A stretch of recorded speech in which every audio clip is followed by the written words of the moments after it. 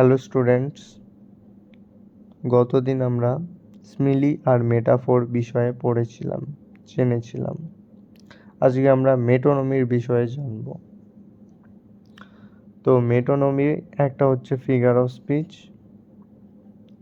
Example, এখানে মেটোনমির একটা example নেওয়া হয়েছে, the pen is mightier than the sword.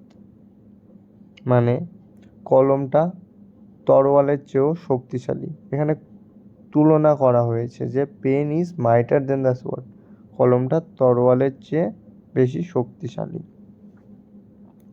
এবার identification, the above strike is an example of a metonymy. এবার definition, মেটোনমির এক্সাম্পল হলো, আইডেন্টিফিকেশন হলো, এবার definition. It is a figure of speech in which a literal term for one thing is applied to another with which it has become closely associated because of a recurrent relationship in common experience. এটা একটা figure of speech যেখানে একটা literal term আর একটা অন্য কিছুর সঙ্গে apply করা হয়েছে, with which it become closely associated, যার সঙ্গে এটার কাছাকাছি কোনো মিল আছে, because of A recurrent relationship in common experience, যেটা আমাদের কমন এক্সপিরিয়েন্সে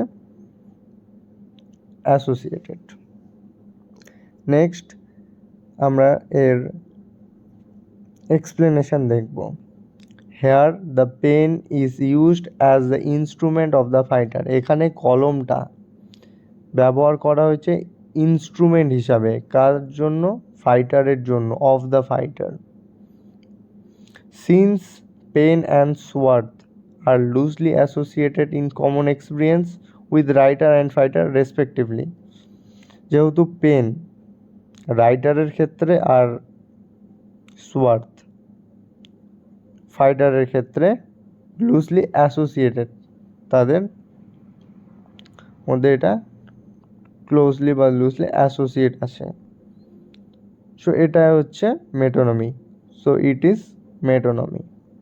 তো আজকে আমরা মেটোনমি সম্বন্ধে জানলাম। প্রথমে আমরা মেটোনমির এক্সাম্পল দেখলাম, তারপর আইডেন্টিফিকেশন, নেক্সট আমরা ডেফিনেশন দেখলাম, তারপর এক্সপ্লেনেশন অফ মেটোনমি জানলাম। ওকে, থ্যাংক ইউ স্টুডেন্টস। আর আমার আগের ভিডিওতে স্মিলি আর মেটাফোর বিষয়ে পুরো এক্সপ্লেন করানো হয়েছে। তোমরা যদি না দেখে থাকো তাহলে আমার প্রিভিয়াস ভিডিওতে গিয়ে দেখতে পারো স্মিলি আর মেটাফোর। আর যদি আমার ভিডিও ভালো লেগে থাকে তাহলে তোমরা অবশ্যই চ্যানেলটিকে সাবস্ক্রাইব করবে, লাইক করবে, কমেন্ট করবে আর শেয়ার করবে।